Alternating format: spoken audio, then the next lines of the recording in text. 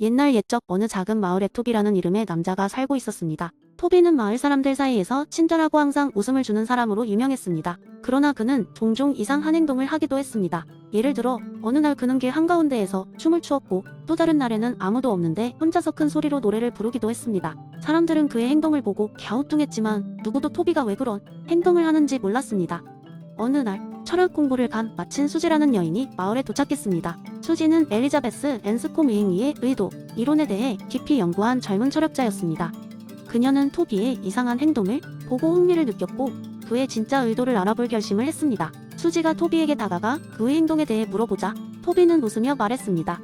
길 한가운데에서 춤을 춘 건 사실 마을 사람들에게 기쁨을 주고 싶어서였어요. 그날 아침 저는 마을 사람들이 너무나 피곤해 보였고 그들을 웃게 하고 싶었습니다. 그래서 계획도 없이 춤을 추게 되었죠. 수지는 그의 답변에 눈을 반짝였습니다. 그렇다면 누군가 없는데 소리치며 노래를 부른 건요? 토비는 소곤소곤 대답했습니다.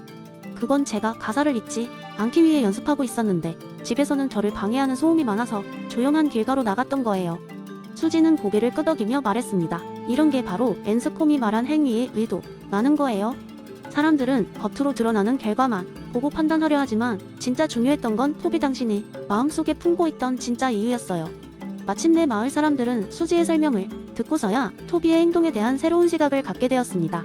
그들은 토비의 행동을 단순히 이상하게 보기만 했던 것을 넘어 그 행동 뒤에 숨겨진 의도를 이해하려는 노력을 하게 되었습니다. 이후 마을에서는 간단한 행동 하나도 왜 이 사람이 이런 행동을 할까? 라는 질문을 던지는 문화가 형성되었습니다.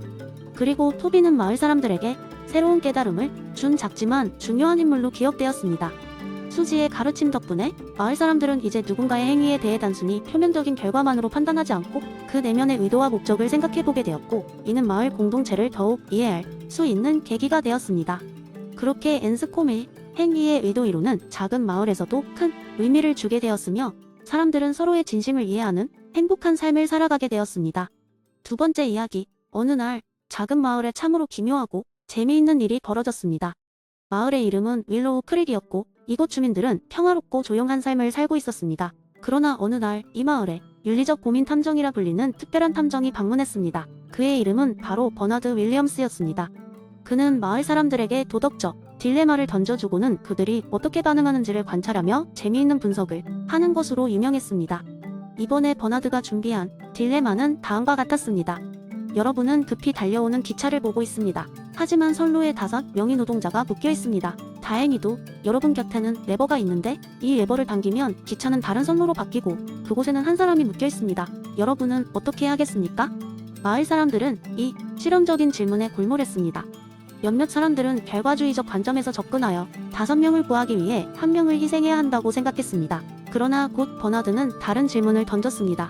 그러면 5명을 구하기 위해 1명을 밀어 선로에 떨어뜨릴 수 있겠습니까? 이 질문에 많은 주민들은 심한 갈등을 느꼈습니다. 결과는 같잖아 라고 외친 한 주민 톰은 혼란스러워했습니다. 그러자 마을의 현자 메리 할머니가 말했다.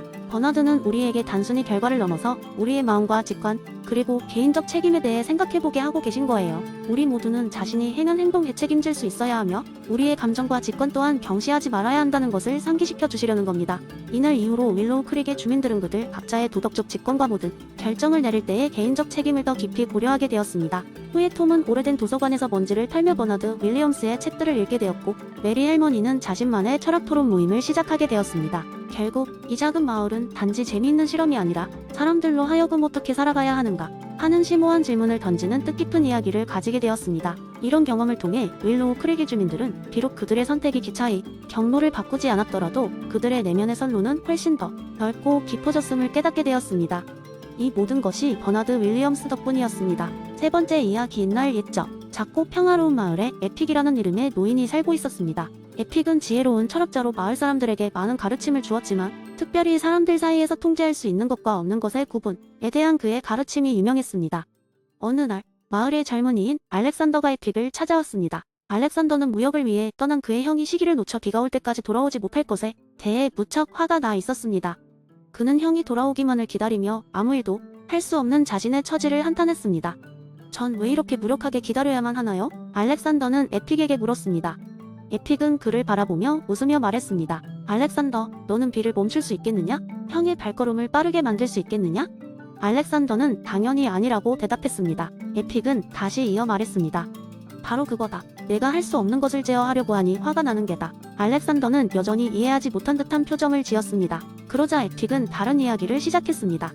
오래된 이야기 하나를 해주마. 아주 먼 곳에 작은 왕국이 있었는데 왕은 매우 사랑스러운 공주를 두고 있었지. 하지만 그 공주는 항상 음침한 생각에 사로잡혀 있었어. 공주는 매일같이 비가 내리면 밖에 나갈 수 없어 바람이 불면 내 머리가 엉망이 되어버릴 거야 라며 걱정했고 그 누구도 그녀를 즐겁게 만들 수 없었지. 도대체 왜 그렇게 걱정하는 것인가? 왕은 물었습니다. 공주는 제가 통제할 수 없는 것들이 너무 많아요. 아버지. 라고 대답했습니다. 그러자 왕은 마을로 나가 설명이 잘 되는 철학자를 찾아달라고 명령했습니다. 그리하여 에픽이 불려왔지요. 에픽은 공주에게 다가가서 말했습니다. 공주님, 세상에는 공주님께서 직접 손댈 수 없는 것들이 참 많습니다. 하지만 중요한 것은 그로 인해 공주님이 기분이 나빠지는 것을 허락할 필요가 없다는 점이지요. 비가 올 때는 방 안에서 책을 읽고 바람이 불 때는 방 안을 정리하며 시간을 보낼 수 있지 않겠습니까? 우리의 태도는 우리가 통제할 수 있는 유일한 것이랍니다. 그 말에 크게 감명을 받은 공주는 이내 걱정하는 대신 자신이 할 수 있는 것에 더 집중하기 시작했습니다. 시간이 지나면서 그녀는 주변 사람들에게 행복을 전하고 사랑받는 공주가 되었습니다. 이 이야기를 들려준 후 에픽은 알렉산더에게 물었습니다. 자, 이제 알겠느냐? 통제할 수 없는 것에 신경 쓰기보다는 내가 그 상황에 어떻게 반응할지를 고민하는 게 더 현명한 처리법임을? 알렉산더는 에픽의 말에 고개를 끄덕이며 감사의 뜻을 표했습니다. 그는 형이 돌아올 때까지 할 수 있는 것들을 생각하며 새로운 계획을 세우기 시작했습니다. 그런 알렉산더를 보며 에픽은 흐뭇한 미소를 지었습니다.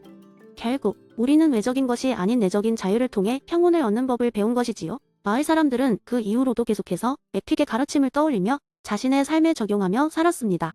그리고 에픽의 이야기는 세대를 거쳐 전해졌고 많은 사람들에게 마음의 평화를 주는 지혜로 남게 되었습니다. 네 번째 이야기 한 번은 오래된 숲속 마을에 에피쿠로라는 이름의 현자가 살고 있었습니다. 그는 몹시 인기 있는 철학자였고 그의 명성은 마을을 넘어 주변 지역까지 퍼져 있었습니다. 사람들은 그의 지혜를 얻기 위해 먼 길을 마다하지 않고 찾아오곤 했습니다. 어느 날 5 친구가 그의 철학을 탐구하기 위해 마을을 방문했습니다.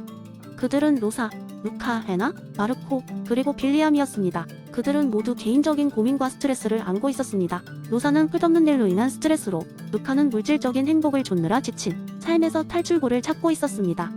헤나는 관계에서 오는 복잡함에서 벗어나고 싶었고 마르코는 과거의 후회로 인해 괴로웠습니다. 마지막으로 빌리암은 그저 인생의 목적이 무엇인지 알지 못해 방황 중이었습니다. 5 친구가 에피쿠로가 살고 있는 곳에 도착했을 때 그는 작은 정원에서 평화롭게 차를 마시고 있었습니다. 그들 모두 에피쿠로에게 자신들만의 문제를 말했고 에피쿠로는 미소를 지으며 조용히 듣고 있었습니다. 이야기가 끝나자 에피쿠로는 그들을 정원 한가운데로 초대했습니다. 여러분, 이곳의 아름다운 꽃을 보십시오. 각자 어떤 향이 가장 좋습니까? 친구들은 하나둘씩 자신이 좋아하는 꽃을 골랐습니다. 에피쿠로는 이어서 말을 이었습니다. 인생의 쾌락도 이와 같습니다. 누구에게나 어울리는 향이 다르지만 중요한 것은 그 향을 진정으로 즐기는 법을 아는 것입니다. 쾌락은 단순한 육체적 즐거움이 아니라 우리의 마음을 진정으로 평화롭게 하는 것입니다. 로사는 에피쿠로의 이야기를 듣고 자신의 삶에서 진정 자신을 기쁘게 하는 것이 무엇인지 고민하게 되었습니다. 루카는 물질적인 것에 대한 집착을 내려놓기로 결심했습니다. 헤나는 자신의 관계를 새롭게 바라보고 감정의 소용돌이를 평온하게 받아들이기로 마음먹었습니다. 마르코는 후회를 내려놓고 현재를 즐기기로 했고 빌리암은 인생의 작은 순간들 속에서 행복을 찾기로 했습니다. 에피쿠로는 계속해서 그들에게 자신의 철학을 설명했습니다. 삶의 쾌락을 찾는다는 것은 복잡한 것이 아닙니다. 오히려 때로는 단순하게 작은 것에도 만족을 찾으려는 노력이 필요합니다. 과도한 욕망을 버리고 내면의 평화를 찾으십시오. 그것이 아타락시아입니다. 그 후로 5 친구는 에피쿠로에게 배운 대로 삶을 바라보기 시작했습니다. 그들은 더 이상 외부의 기준에 자신을 맞추려고 하지 않았고 각자 자신의 방식대로 행복을 찾았습니다. 그들은 서로의 성장을 위해 끊임없이 격려했고 에피쿠로의 지혜를 다른 사람들과도 나누었습니다. 그들의 삶은 변했지만 웃음과 즐거움은 더 많아졌습니다. 시간이 지나면서 그들은 그들만의 정원을 만들어 그곳에 모여 함께 차를 마시며 이야기를 나누곤 했습니다. 마침내 5 친구는 깨달았습니다. 그들의 행복은 에피쿠로가 말한 쾌락주의의 진정한 의미를 실천하는 데 있었고 마을 사람들은 그들의 변화된 모습을 보며 진정한 행복의 의미를 새롭게 알게 되었다고 합니다.